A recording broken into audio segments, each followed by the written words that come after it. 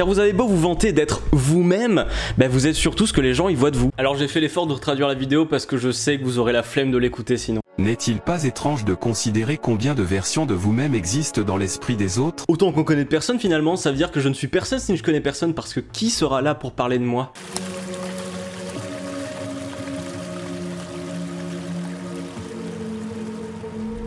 Est-ce que je n'existe seulement car quelqu'un peut parler de moi? Comme Dieu sans mes fidèles, que resterait-il de moi? Comme mes ancêtres, juste un nom quelque part dans des archives de l'État? Ce que je vis, ce que je vais vivre, c'est pourquoi? Pour qui? Je vais vivre une vie de leçons qu'on oubliera et dont les erreurs seront répétées?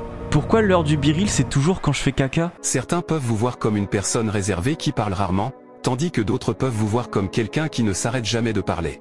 Certains peuvent vous considérer comme gentil et attentionné, tandis que d'autres vous interprètent comme froid et distant. Tout ça se joue sur une balance référentielle. Quelqu'un de plus extraverti que vous trouvera introverti, et à l'inverse, quelqu'un d'introverti pourra vous trouver extraverti. En fait, les notions de personnalité sont des spectres, comme des sortes de jauges dans lesquelles on va vous placer, ou vous-même vous placez. Mais vous n'êtes pas la personne qui a le dernier mot. Pour avoir le vrai résultat, il faut réunir un maximum de points de vue, donc des gens différents et qui sont sans lien entre eux. Et oui, il ne suffit pas de prétendre quelque chose pour l'être, parce que sinon, comment on pourrait vous considérer comme tel si ça ne saute pas aux yeux? Salut, moi c'est Maël, mais tu peux m'appeler Beaubrun ténébreux charismatique. Ça te dirait de m'admirer assez pour que j'oublie que mes parents m'aiment pas? Certains peuvent même vous considérer comme timide. La vérité est que le vous que les gens perçoivent est une illusion construite sur la base d'influences environnementales conditionnantes, de la peur, de l'avidité et d'autres facteurs dictés par l'ego. C'est là que ça devient plus complexe, parce que les gens, ils vous jugent déjà en référence aux autres personnes qu'ils ont déjà placées dans des spectres. Vous passerez toujours pour une personne plus sympa pour quelqu'un qui a toujours connu des fils de pute. Donc allez-y les gars, continuez d'être des grosses merdes. Je passe pour un mec sympa juste parce que je me lave et que j'écoute les gens quand ils parlent. Et comme se faire juger par quelqu'un c'est naze, il faut se baser sur un assez grand nombre de personnes qui ont chacun leur vécu, ce qui fait que le jugement, il s'approche grandement du non quantifiable, de l'aléatoire ou même du chaos. Voilà qui n'aide pas quand on a un jugement chaotique sur soi-même finalement. En réalité, il existe une théorie statistique qui s'appelle la sagesse des foules. Cette théorie repose sur l'idée que les décisions collectives sont souvent plus précises que les décisions prises individuellement. Donc une seule personne qui vous juge ne peut pas forcément bien vous classer dans les spectres de personnalité, mais si on demande à assez de gens, on s'approchera inexorablement de là où vous êtes dans ces spectres. Et c'est logique, si vous êtes plus extraverti que la moyenne, eh bien les gens vous trouveront de manière générale plus extraverti. Donc si une personne dit que vous êtes une merde, c'est pas grave, ça arrive, mais si ça arrive souvent, va falloir s'allonger et se poser des questions sur soi-même. Le vous authentique réside au-delà de toutes ces perceptions, simplement en observant. Ce véritable soi n'est séparé des autres car il n'y a pas de séparation inhérente.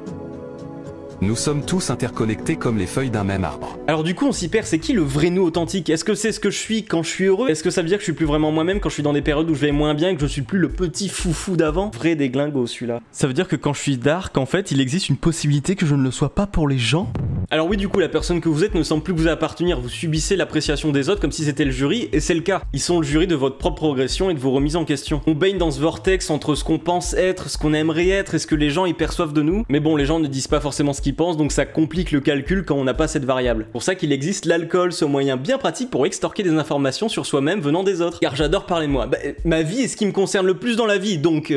petit verre de pisse. C'est drôle parce qu'on ne retrouve pas deux fois la même personne, même chez la même personne. Et c'est ça de se remettre en question et d'évoluer et de grandir. Vous n'êtes plus la personne du passé, mais vous n'êtes pas encore celle du futur. D'un point de vue relationnel, c'est intéressant, on dit parfois que c'est la bonne personne, mais pas au bon moment, et c'est vrai. Il peut arriver qu'une relation qui avait tout pour marcher ne marche pas parce qu'en fait, il fallait détruire cette relation pour en tirer les leçons qui permettent d'être la bonne personne pour cette relation. Reviens dans ma vie, Marion STP, c'est de ma faute si tu m'as trompé. Au-delà de ça, les gens dont j'ai perdu le contact il y a 5 ou 10 ans, ils me connaissent. Mais ils ne me connaissent plus aujourd'hui. C'est comme déterrer des vieux tweets d'il y a des années, ça induit qu'on n'évolue pas et qu'on n'apprend pas et qu'on découvre rien. Parce que quand je vois mes posts Facebook d'il y a 10 ans, j'étais quand même un bon gros troll dégénéré quoi. Alors que la vie c'est un long apprentissage, là où notre sagesse atteint son paroxysme, c'est le moment où on ferme nos yeux pour la dernière fois. C'est jamais trop tard pour se bouger tant que vous êtes encore là avec tout le monde, vous êtes sur le champ de bataille, et l'immobilité c'est la mort. Quitte à avoir une vie, autant tout donner.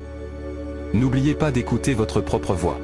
C'est celui qui connaît la véritable mélodie de votre existence au-delà des perceptions et des interprétations. Parce qu'après tout, la version de vous est celle que vous créez pour vous-même. Ah, la chose à comprendre. Alors la chose à comprendre dans tout cet enfer social, c'est que vous n'êtes pas ce que vous dites être, mais vous êtes ce que vous faites aux yeux des autres. En fait, votre vrai combat, il est pas contre la société, contre les institutions et contre tous les gens qui vous détestent. Le combat primordial, il est contre vous-même. Comme ça, se détester ajoute une vraie valeur à votre vie. Parce que si vous voulez rentrer dans une étiquette sociale à laquelle vous tenez tant, il faut respecter le spectre qu'en ont les gens. Et de vous-même et que vous foutez de ce que disent les autres, allez-y, soyez une merde et ayez trop peur d'entendre vos défauts, parce que devenir une meilleure personne implique que ce n'est pas déjà le cas. Mauvaise nouvelle. On peut pas plaire à tout le monde. Bonne nouvelle. J'en ai rien à foutre. En fait, c'est ça qui est ironique avec le fait d'écouter sa propre voix, c'est que vous n'êtes qu'une autre personne qui doit vous supporter toute la journée avec vos failles. S'aimer soi-même, ce sera toujours plus facile quand vous êtes accepté par les autres. Se faire beau pour soi, ce sera toujours se faire beau pour les autres, car vous êtes vous-même quelqu'un d'autre qui vous regardera à travers les filtres sociaux par lesquels la société va vous juger. Et c'est ça la crise d'adolescence, c'est de passer de l'enfant à qui on demande rien à un être vivant qui prend conscience qu'il vit en société et que les autres le regardent et qu'il n'a pas le choix de coexister avec eux et de se faire accepter. Mais bon, ça ce sera pour une prochaine vidéo.